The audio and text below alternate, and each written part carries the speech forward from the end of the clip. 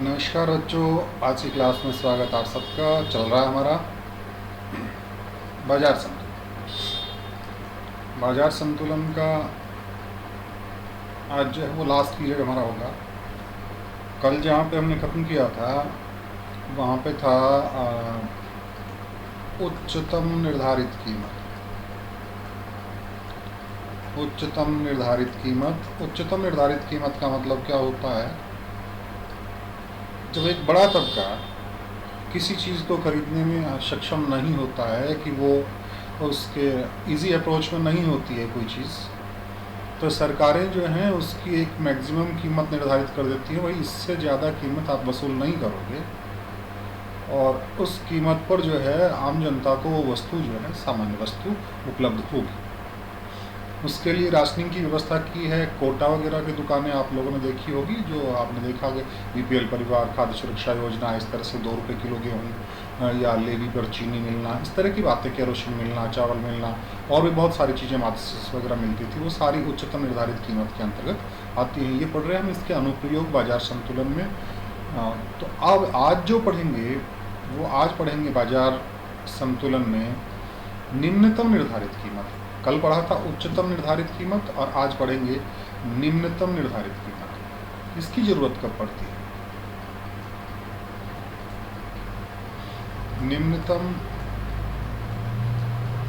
निर्धारित कीमत बहुत बार अखबारों में आप पढ़ा होगा, अपने मीडिया पे देखा होगा, प्रिंट मीडिया, इलेक्ट्रॉनिक मीडिया पे, कि किसानों ने हड़ताल की और वो मांग कर रहे थे एमएसपी की। सुना होगा एमएसपी, मिनिमम सपोर्टिंग प्राइस, न्यूनतम समर्थन मूल्य। न्यूनतम समर्थन मूल्य, उच्चतम निर्धारित कीमत जो बात थी वो एक आम उपभोक्ता के लिए बात थी, और न्यूनतम समर्थन मूल्य और इस तरह की न्यूनतम निर्धारित कीमत की बात जब भी आती है वो तब आती है कि जब वो परिवार सेक्टर जो है, हमारा परिवार क्षेत्र जो है, वो एक उत्पादक की हैसियत से काम करता है, यानी वो फसल उगाता है। अब किसान ने फसल उगाई, और उसमें उसने सरसों का उत्पादन किया, खर्चा लगाया, गेहूं का उत्पादन किया, कपास का उत्पादन किया, अरंडी का उत्पादन किया और बहुत सारी फसलों का उत्पादन किया। और वो उत्पादन करने के बाद में मंडी में उसको जो है उचित दाम नहीं मिल रहा है। उसका जो खर्चा लग रहा है वो खर्चा उसको वसूल नहीं हो रहा है, उसका नुकसान हो रहा है। तब सरकार की जिम्मेदारी बनती है, क्योंकि लोक कल्याणकारी सरकारें होती हैं हमारे यहाँ पे, तो उन सरकारों की जिम्मेदारी बनती है कि किसान को उसका उचित मूल्य मिले। और किसान को जो उसका उचित मूल्य मिलेगा, उस उचित मूल्य को हमने कहा निम्नतम निर्धारित कीमत। यानी सरकार एक मिनिमम रेट फिक्स कर देती है, एक मिनिमम प्राइस फिक्स कर देती है कि आपकी जो भी फसल है उसकी न्यूनतम इतनी कीमत तो होगी। मान लीजिए गेहूं की कीमत सरकार ने इतनी कर दी कि आपकी जो फसल है, आपकी गेहूं है, प्रति क्विंटल उसकी न्यूनतम कीमत 1500 रुपये होगी। 1500 रुपये से नीचे कोई नहीं खरीदेगा। ये तो इस कीमत पे तो आपकी फसल जो है वो खरीदी जाएगी ही जाएगी। यानी एक ऐसा क्राइटेरिया बना दिया कि इससे नीचे आप जो है नहीं जाएंगे। आपको 1500 रुपये में खरीदनी है, उससे ऊपर मार्केट जाता है वो एक अलग बात है। तो इस तरह की जो कीमत है उसको कहते हैं निम्नतम निर्धारित कीमत। इस निम्नतम निर्धारित कीमत का ग्राफ जो हमारा बनेगा वो किस प्रकार से बनेगा उसको हम देखेंगे।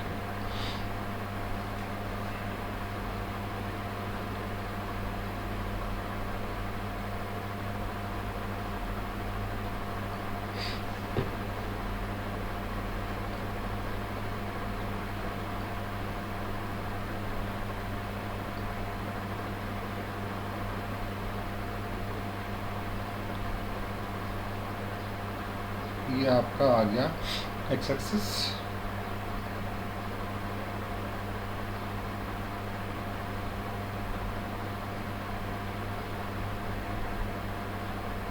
क्या बोल गया मैं, एक्स एक्सिस बोल गया था, वो वाई एक्सिस है, ये आपका एक्स एक्सिस, ठीक है। और इस पे आपका ये बना दिया हमने ऊपर से नीचे की ओर क्या बन गया बेटा? ये मांग वक्र, और ये जो है आपका पूर्ति वक्र। ठीक है,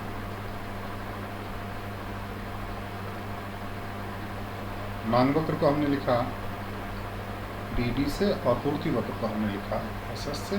ये आपका ओरिजिन है, ये आपका एक्स एक्सिस हो गया, और वो जो है वाई एक्सिस है। इसके ऊपर उत्पादन की मात्रा और इस अक्ष के ऊपर हम लेते हैं।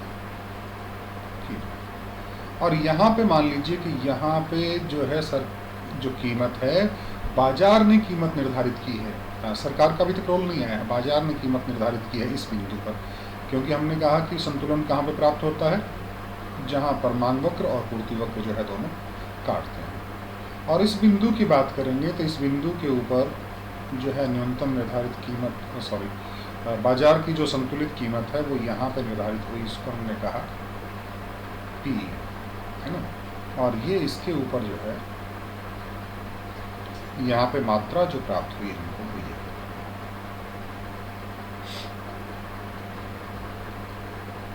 ये कीमत आपकी पी, और यहाँ पे उत्पादन की मात्रा जो है वो क्यू।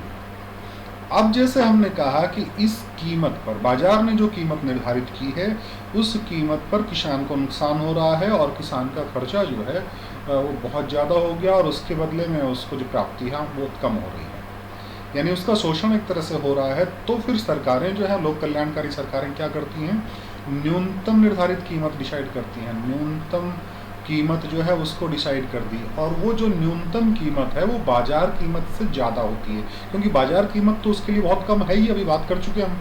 बाजार कीमत पे उसको, वो अपनी फसल बेचेगा तो उसको नुकसान हो रहा है, इसलिए सरकार ने न्यूनतम कीमत निर्धारित की है, और न्यूनतम कीमत जो है वो हमेशा बाजार कीमत से ज़्यादा होती है।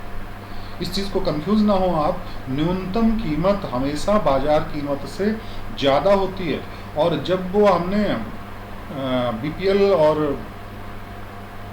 खाद्य सुरक्षा योजना में जहाँ पे 2 रुपये किलो गेहूं की बात की थी, चीनी की बात की थी, वहाँ पे अधिकतम जो कीमत थी, यानी उच्चतम जो कीमत थी वो बाजार कीमत से कम होती है, क्योंकि वहाँ पे परिवार वर्ग जो है वो खरीदता है, और यहाँ पे परिवार वर्ग उत्पादक की भूमिका में है, यहाँ पे परिवार वर्ग बेचता है, इसलिए यहाँ पे न्यूनतम कीमत बाजार कीमत से ज़्यादा होगी। और ज़्यादा होगी तो मान लीजिए यहाँ पे आ गई, सरकार ने निर्धारित कर दी कि आपको भैया आप कीमत जो है P1 मिलेगी। क्या मिलेगी? P1 मिलेगी। तो P1 पे क्या होना है, आपका P1 पे जो कीमत निर्धारित हो गई उसके ऊपर ये कंडीशन आ जाएगी।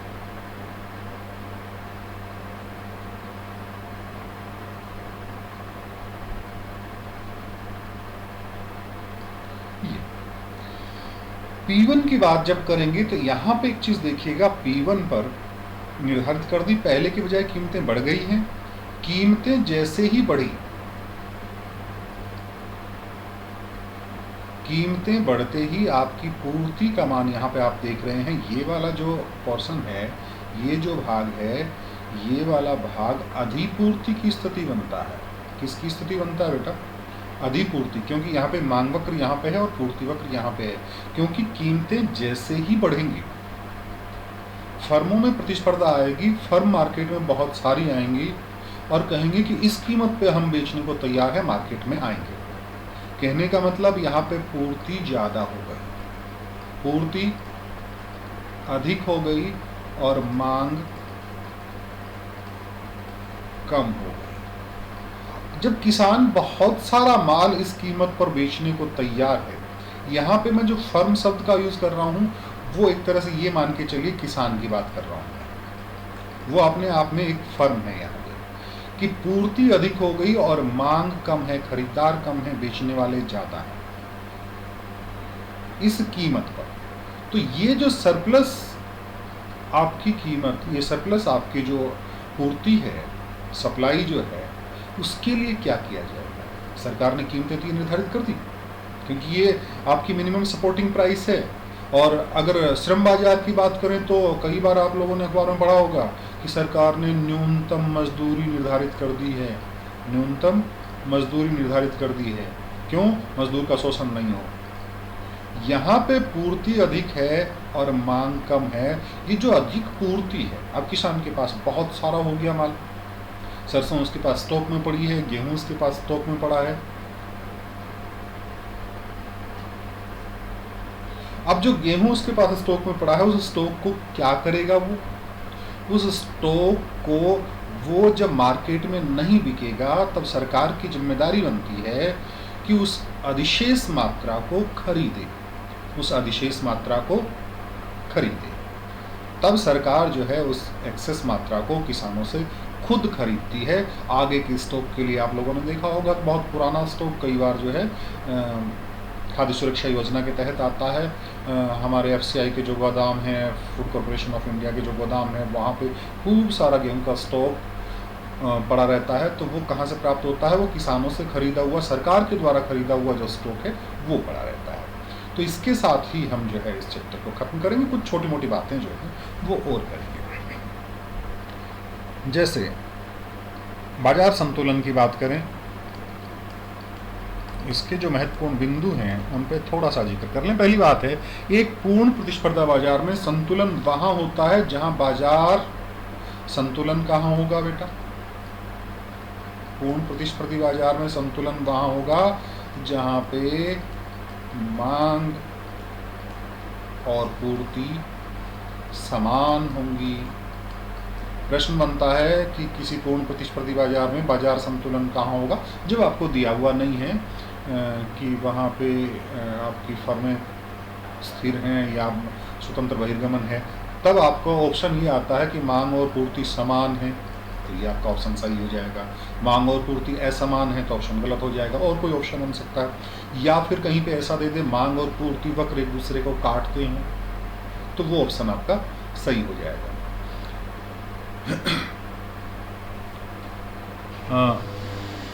फर्मों की संख्या स्थिर होने पर संतुलन कीमत और मात्रा बाजार मांग और बाजार पूर्ति वक्र के प्रतिच्छेद बिंदु पर प्राप्त होती है। ये बात आई है, ये अभी जो हमने बात की थी। एक बात होती है कि श्रम का उपयोग, कोई भी फर्म जो है वो श्रम का उपयोग कहाँ तक करती है? जहाँ श्रम का सीमांत उत्पाद जो है वो उसकी मजदूरी दर के बराबर होता है, उसकी मजदूरी दर के बराबर होता है। थोड़ा सा डिस्टर्बेंस आप लोगों को हो रहा होगा आवाज़ में, थोड़ा सा बाहर पड़ोस में कुछ काम चल रहा है, वहाँ पर मशीनों से लाइट आई है अभी, तो मशीनों का काम चल रहा है, इसलिए हमारी आवाज़ से ज़्यादा वो बाहर वाली आवाज़ होगी, लेकिन हम जोर जोर से बोलेंगे। ठीक है, अब बात करते हैं पूर्ति वक्र के अपरिवर्तित रहने पर मांग वक्र दाईं ओर शिफ्ट होता है या बाईं ओर शिफ्ट होता है, तो फर्मों की संख्या स्थिर होने पर संतुलन मात्रा में वृद्धि होती है या गिरावट होती है। ये चीज़ हम देख चुके हैं। एक आध चीज़ और देखेंगे कि जैसे एक जगह कह रहा है, हम कब कहते हैं कि बाजार में अधिमांग है? अरे भैया कब कहेंगे? बाजार में अधिमांग का मतलब मांग अधिक है, किसकी तुलना में? पूर्ति की तुलना में। सीधा सा प्रश्न बनता है। उसके बाद हम कब कहेंगे कि बाजार में अधिपूर्ति है? अधिपूर्ति कब कहेंगे? अधिपूर्ति तब कहेंगे जब पूर्ति ज्यादा है और मांग कम है। अब एक प्रश्न बनता है कि फर्मों की संख्या स्थिर होने पर, फर्मों की संख्या स्थिर होने पर पूर्ण प्रतिस्पर्धी बाजार में कीमत का निर्धारण किस प्रकार से होता है? कीमत का निर्धारण किस प्रकार से होता है? तो पूर्ण प्रतिस्पर्धी बाजार में कीमत का निर्धारण वहां होगा जहां पे मांग और पूर्ति वक्र एक दूसरे को काटते हैं या मांग और पूर्ति का मान समान होता है। इसी किताब में एक प्रश्न आपका बनता है, आपका क्वेश्चन नंबर 6 जो है आपकी टेक्स्ट बुक में, उसमें लिखा हुआ है कि अभ्यास 5 में, अभ्यास 5 मतलब क्वेश्चन नंबर 5। क्वेश्चन नंबर 5 कौन सा था? क्वेश्चन नंबर 5 अभी जो जस्ट देखा था हमने, उसमें ये लिखा हुआ था कि फर्मों की संख्या स्थिर होने पर कीमत का निर्धारण किस प्रकार से होता है? कीमत का निर्धारण जहाँ मांग और पूर्ति वक्त जो है एक दूसरे को प्रतिच्छेद करते हैं वहाँ पे। यहाँ पे बताया कि यहाँ पे अभ्यास 5 में संतुलन कीमत बाजार में फर्मों की न्यूनतम औसत लागत से अधिक है। यानी यहाँ पे कहा कि कीमत जो है वो न्यूनतम औसत लागत से अधिक है, औसत लागत से अधिक है। और फर्मों के निर्बाध प्रवेश और बहिर्गमन की हम परमिशन दे देते हैं कि फर्मों को कह देते हैं कि आइए भैया, हमें कोई रोक टोक नहीं है, जाना है उसको जाए। तो बाजार कीमत इसके साथ किस प्रकार से समायोजन करेगी? देखिए, कीमत हो गई किससे ज़्यादा? आपकी न्यूनतम औसत लागत। लागत का मतलब जो उनको खर्चा लग रहा है। फर्म को जो खर्चा लग रहा है उससे ज़्यादा कीमतें होंगी, और ज़्यादा कीमतें होंगी तो बेटा क्या बनेगा? अधिसामान्य लाभ बनेगा ना। लाभ अधिसामान्य होगा। अधिसामान्य का मतलब सामान्य से ज़्यादा लाभ होगा, और सामान्य से ज़्यादा लाभ होगा तो फर्मों में प्रतिस्पर्धा आएगी। बहुत सारी फर्में मार्केट में आएंगी, और बहुत सारी फर्म जब मार्केट में आएंगी तो क्या बढ़ेगा? मांग बढ़ेगी, पूर्ति बढ़ेगी? पूर्ति बढ़ेगी, क्योंकि फर्म जो है वो उत्पादक है यहाँ पे। और फर्म जब उत्पादक हैं तो पूर्ति बढ़ेगी, और पूर्ति जब बढ़ेगी, पूर्ति का मान अधिक हो गया। यानी क्या कहेंगे? अधिपूर्ति की स्थिति बनेगी। और अधिपूर्ति की स्थिति जब भी बनी, बोलो सारा सामान हो गया, तो महंगे भाव में बेचेंगे कि सस्ते दाम में बेचेंगे? अरे बहुत सारा स्टॉक है मेरे पास, तो महंगे दाम में कौन खरीदेगा? तब मुझे वो अपनी कीमतें घटानी पड़ेंगी। देखिए, हमने यहाँ पे कहा था कि कीमतें जब न्यूनतम औसत लागत से अधिक हो जाती हैं तब क्या होगा? पूर्ति का मान बढ़ेगा। अधिपूर्ति है, अधिसामान्य लाभ प्राप्त हुए। अधिसामान्य लाभ के चक्कर में फर्में आएंगी, तब अधिपूर्ति बनेगी, और अधिपूर्ति आते ही इनको कीमतें गिरानी पड़ेंगी, और कीमतें गिरानी पड़ेंगी तो कहाँ तक कीमतें आ जाएंगी? कीमतें वहाँ तक आ जाएंगी जहाँ पे न्यूनतम औसत लागत जो है उसके बराबर नहीं हो जाती है। और एक आध क्वेश्चन और देखते हैं। एक प्रश्न है कि मान लीजिए, मान लेंगे भैया, ऐसे मान लेंगे क्या?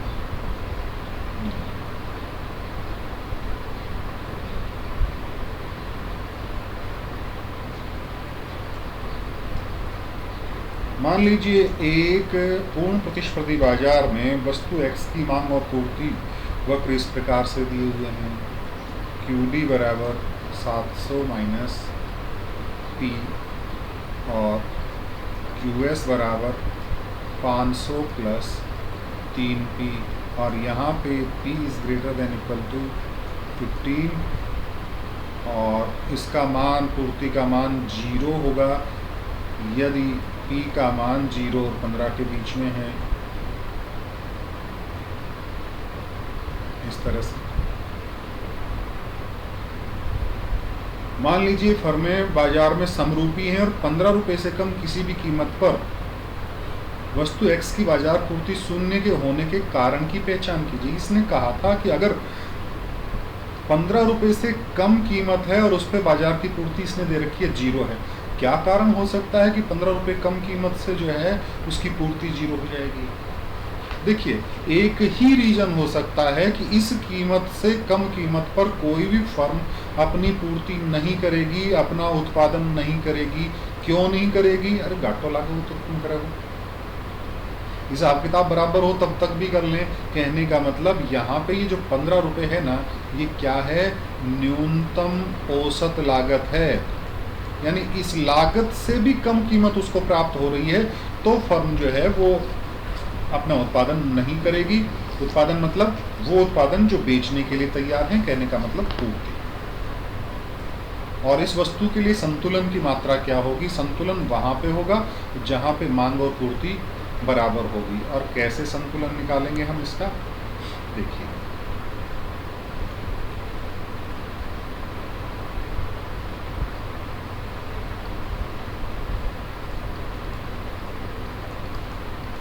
संतुलन वहाँ पे होगा जहाँ पे कुल मांग कुल पूर्ति के बराबर है। यानी पूर्ति का मान है 500 प्लस 3P बराबर मांग का मान है 700, ये आपका मांग फलन है। तो इसको हम इस तरह से कर लें 3P, और इस माइनस P को जब इधर लाएंगे तो ये हो गया आपका प्लस P, और बराबर 700 और ये 500 उधर जाएगा तो माइनस 500। ये हो गया 4p बराबर 200 ना, तो p बराबर 200/4, यानी यहाँ पे कीमत का निर्धारण जो हो गया वो 50 रुपये होगा। कीमत का निर्धारण 50 होगा और कितनी मात्रा का उत्पादन होगा यानी पूर्ति कितनी होगी, यहाँ p का मान रख देंगे हम।